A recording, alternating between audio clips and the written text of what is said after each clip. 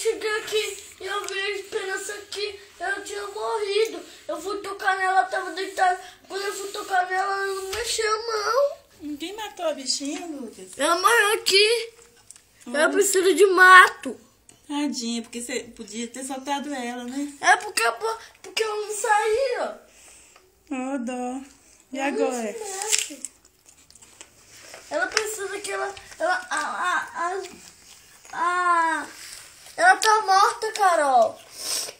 E você tá chorando? Por causa que ela morreu. Oh, dó. Você tá chorando, Você meu tá filho? filmando? Tô não. Tá sim. Tô não, menina. Tô só olhando aqui. Tirar foto. Por que você chorou? Porque a Esperança que morreu, ó. Ela tá aqui, ó.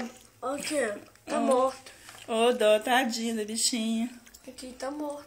Você fala que a Esperança é a última que morre, né? Ela morreu, tadinha. E A agora? casa dela é feita com folha. E agora? As pernas dela devem alcançar 60 metros. Por causa que ela pula. E ela não morreu. Porque a casa dela ainda é de folha. E as pernas dela parece que é tão grande que ela podia. Eu Lucas. vou te dar sei o que. Mamãe, não tá vendo que a mamãe tá filmando?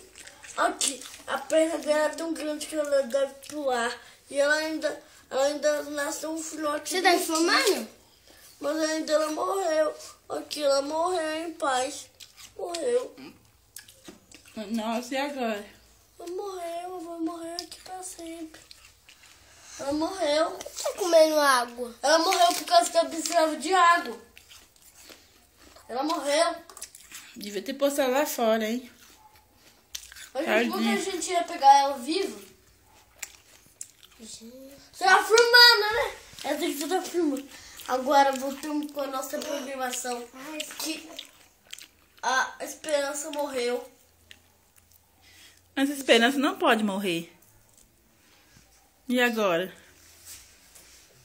Sabia que a Esperança... Podem vir aqui no repórter. Deita ele aqui. Vejam. Olha como é que está.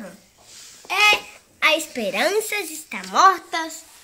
E coloca aqui pra me ver como é que tá. Tá filmando, sabia? Tá não. Tirando a filmagem. Agora.